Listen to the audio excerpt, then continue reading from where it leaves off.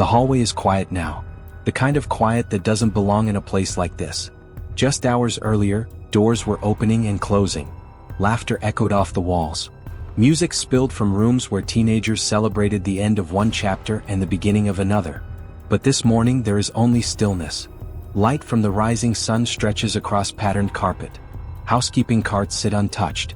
A phone vibrates somewhere behind a closed door, and then stops. Messages go unread. Calls go unanswered. No one is running late. No one is asleep. Something is wrong, even before anyone knows what it is. This was supposed to be a graduation trip. A few days of freedom. A moment between childhood and whatever came next. Instead, this hallway became the dividing line between before and after. The people who came here believed they were celebrating a beginning. High school was over. The future felt wide open.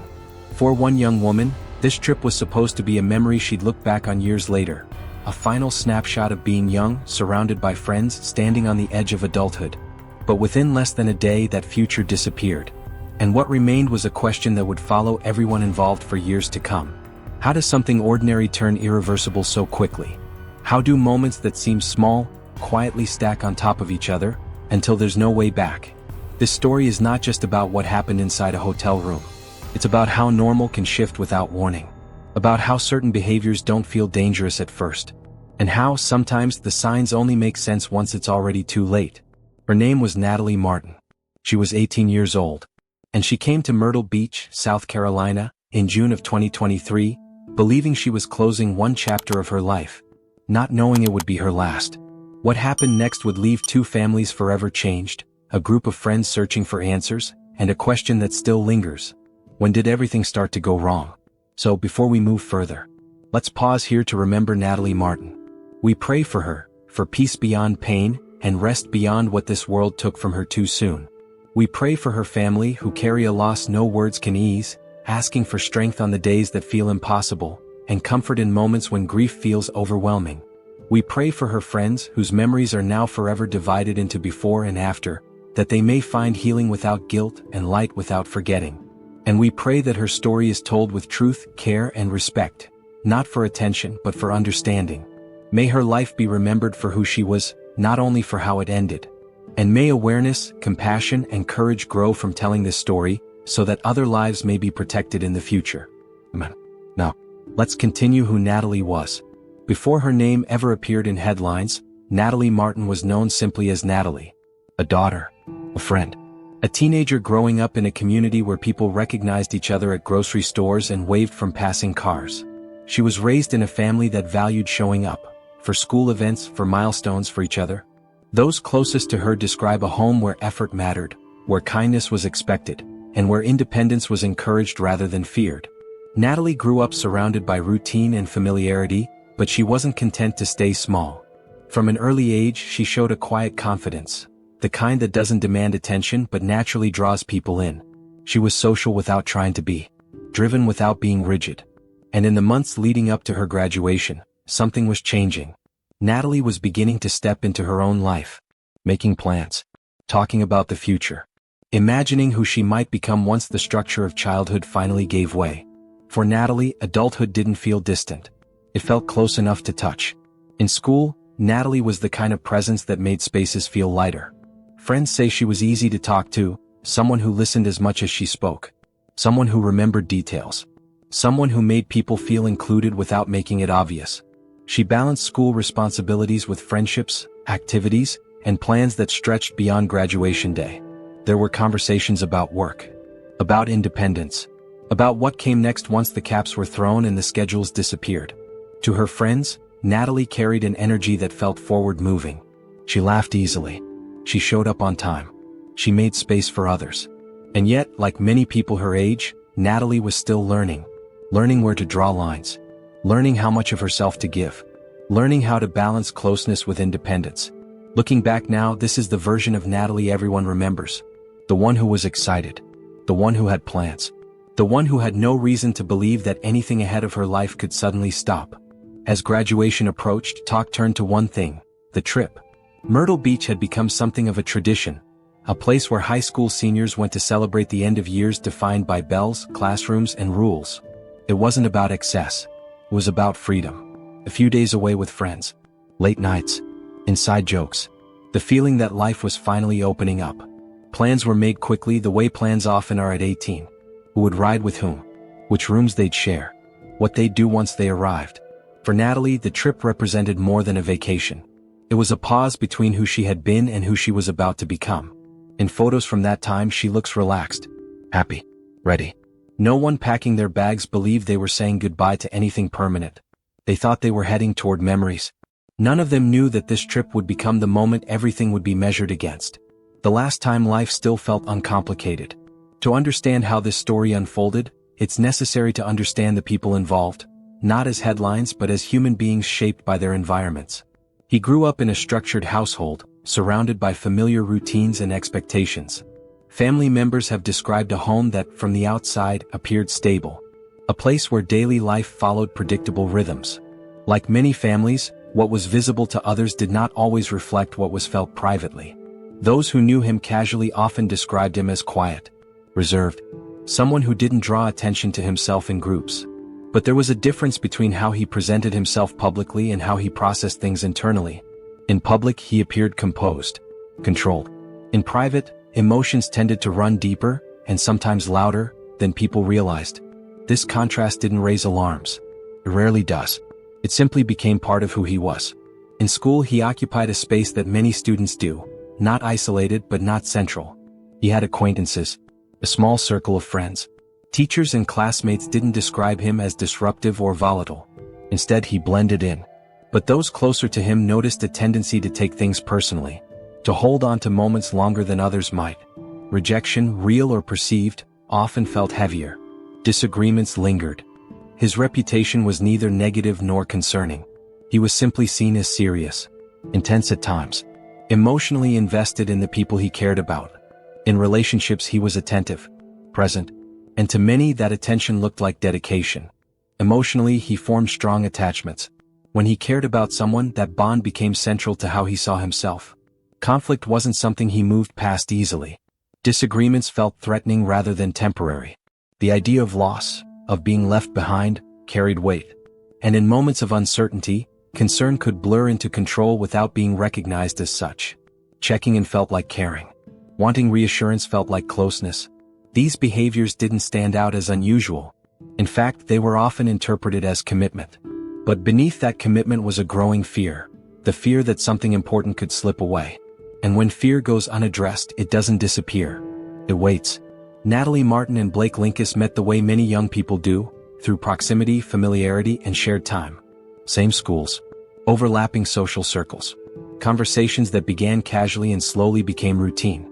At first, there was nothing remarkable about the connection. They talked after school, shared rides, messaged late into the night about ordinary things. The attraction didn't arrive all at once. It grew through repetition, through consistency that felt reassuring rather than intense. To Natalie, the relationship felt stable, predictable. Say, Blake was attentive, present, interested in the details of her life. In the early days, that attention didn't feel heavy. It felt supportive. This was a relationship built slowly, on shared routines and familiar comfort, and for a long time that made it feel trustworthy. As the relationship continued, patterns began to form, not dramatically but gradually. Communication became constant. Messages throughout the day. Check-ins that felt routine rather than intentional. Natalie was open by nature and she shared easily. Blake listened closely, sometimes more closely than she realized.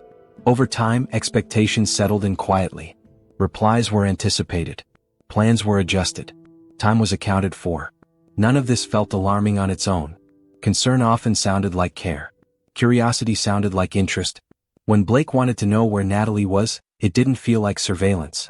It felt like involvement. When reassurance was needed, it didn't feel like pressure. It felt like closeness.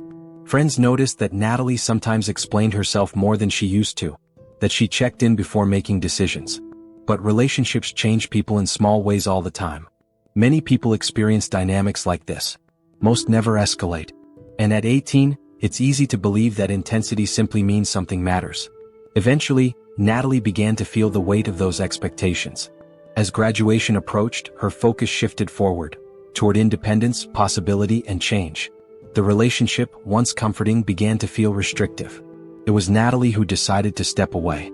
The decision wasn't sudden. It followed weeks of reflection, conversations, and hesitation. To her friends, the choice made sense. Natalie wanted space. Time to grow without explanation.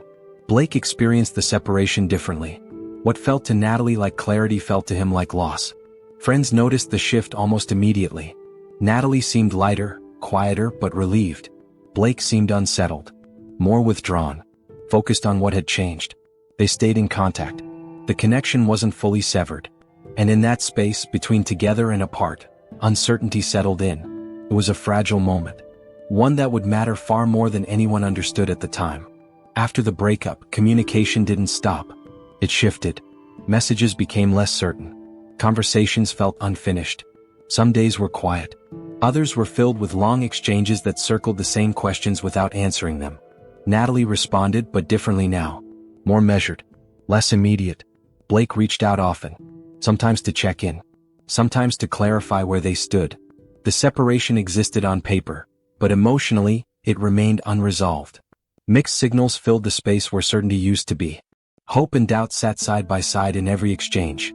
Neither of them fully stepped away. And that closeness, without definition, created tension that neither quite knew how to release. From the outside, nothing appeared urgent. Friends saw conversations continuing, but that wasn't unusual. Many breakups don't end cleanly. Natalie didn't express fear. She didn't suggest she was worried. What friends noticed instead were subtle shifts. Natalie spoke more about needing space, about focusing on what came next. Blake, meanwhile, seemed preoccupied, more focused on the relationship than anything else happening around him. Still, nothing crossed a clear line. Everything that felt off also felt familiar. And when situations feel normal enough, people assume they are safe enough. No one believed intervention was necessary. There was no sense of urgency, only the assumption that time would sort things out. As the graduation trip approached, a decision was made that would later carry enormous weight. Despite the breakup, Natalie and Blake would both be part of the same trip.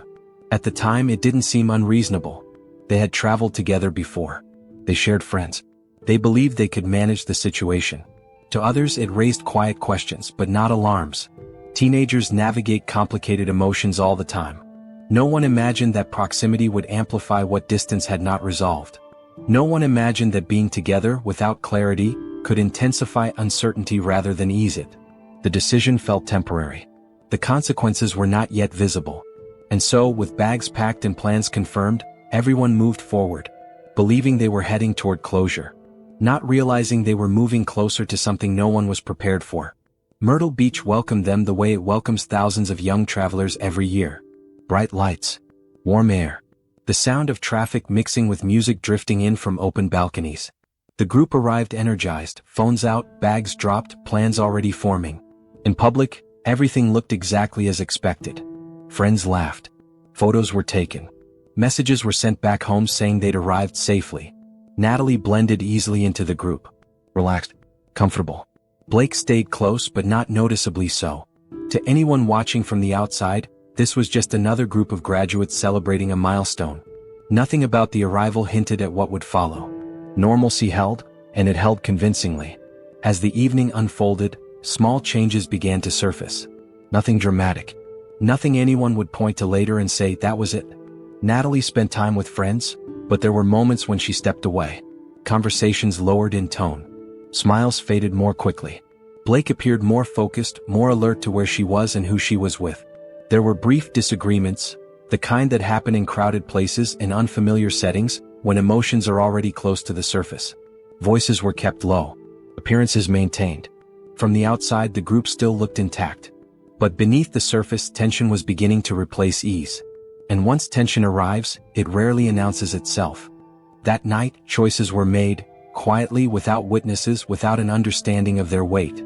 Natalie and Blake separated from the group. What followed was not sudden. It was the result of everything that had been left unresolved. Emotions that had been contained now had space to surface. Frustration, fear, the need for answers that no one could give. There was a moment when things could have paused. A moment where distance might have changed the course of what followed. Instead, emotions continued to build, unchecked and overwhelming.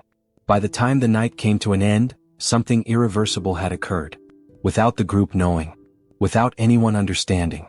The trip that began in celebration quietly crossed a line. And on the other side of that line, nothing would ever be the same. Morning arrived quietly. The kind of morning that doesn't feel different, until it does. Friends began waking up, checking their phones, stepping into hallways that now felt unfamiliar. Natalie wasn't answering messages. At first it didn't feel alarming. Late nights happen. Phones get silenced. But minutes passed. Then more. Calls went unanswered. Knocks went unreturned. The energy of the group shifted from relaxed to uneasy. Someone suggested checking again. Someone else waited nearby. And in that waiting the sense grew, slowly, unmistakably, that something was wrong. Not confusing. Not inconvenient. Wrong. When authorities arrived, they moved with calm professionalism. Questions were asked. Details were clarified. At first, there was uncertainty, the kind that exists before information settles into meaning. The scene was approached carefully, methodically. What had been a vacation space became something else entirely. Hallways closed off. Voices lowered. As the picture became clearer, so did the weight of it. This was no longer about unanswered calls. It was about a reality no one had prepared for, a moment that would follow every person involved long after they left Myrtle Beach. Hundreds of miles away, two families received phone calls that would forever divide their lives into before and after. Words were spoken carefully, slowly. There are no details that can soften a moment like that. For Natalie's family, time seemed to stop. The plans they had discussed, the messages they expected, all of it disappeared in an instant. For Blake's family, disbelief settled in, followed by a realization that nothing would ever return to normal. In different places, in different ways, two households entered a grief that would not follow a schedule. One life was gone. Many others were changed forever. And the world moved forward, even as there stood still. Investigations don't begin with conclusions. They begin with fragments.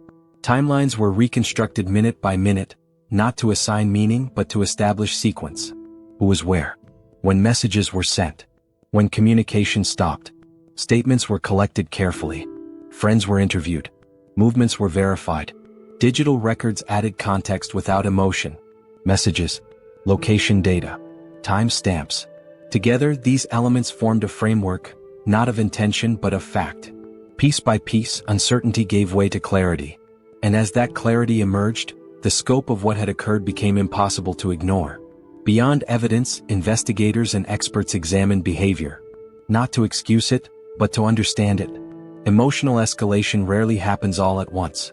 It builds through unresolved conflict, heightened attachment, and fear of loss. In moments of extreme stress, reasoning can narrow. Options feel limited.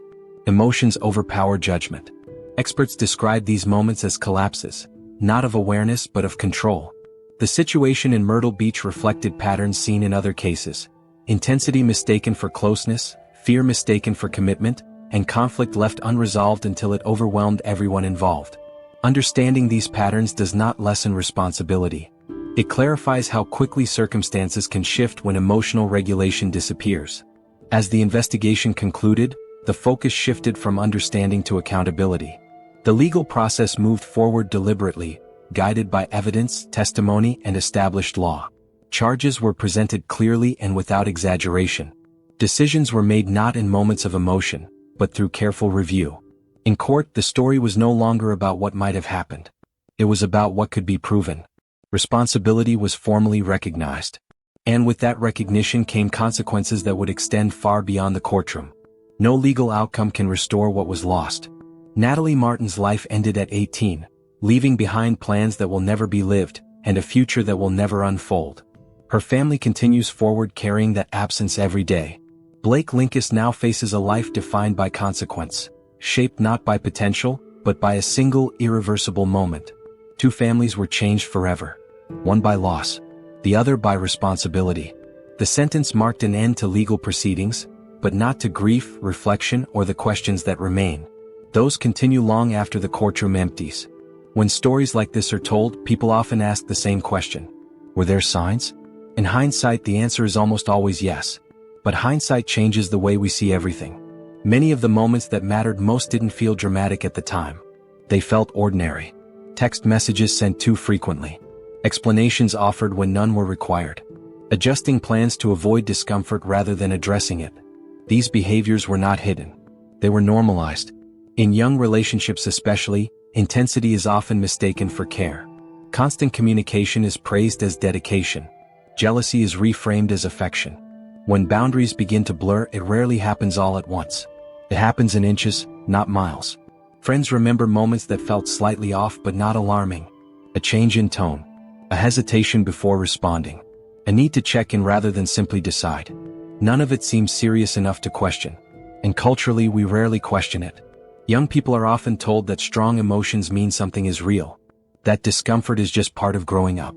That relationships are supposed to be complicated. The line between care and control isn't always obvious, especially when no one has crossed it before.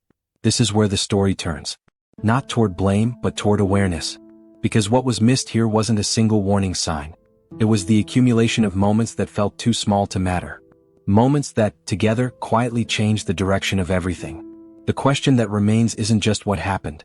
It's whether we recognize these patterns when they appear in our own lives, or whether we only understand them once it's too late. Stories like this don't end cleanly. There is no lesson that can undo what was lost. No conclusion that can make sense of a life cut short. But reflection matters. Not to assign blame, but to recognize patterns while there is still time to respond to them. Awareness doesn't mean suspicion. It means listening when something feels off, even if you can't explain why. It means understanding that discomfort is information, not something to dismiss simply because it doesn't come with certainty. Natalie Martin was more than the circumstances that ended her life. She was a daughter, a friend, someone standing at the beginning of adulthood with plans, energy, and possibility. Remembering her means remembering that relationships should expand a life, not quietly narrow it. And that emotional signals, no matter how subtle, deserve to be taken seriously. The hardest questions are the ones without simple answers. When does concern become control? How do we recognize danger before it announces itself? And if we're honest, what would you have done differently? If this story stayed with you, let it stay longer than this moment. Share it with someone you care about, not to create fear but awareness. Conversations like these don't begin with answers. They begin with listening. If you've experienced something similar, or noticed signs you didn't understand at the time, your perspective matters. The comments section is open for reflection, not judgment. And if you want to see more stories told with care, depth, and responsibility, subscribe so these conversations continue. Thank you for watching. And thank you for remembering Natalie Martin.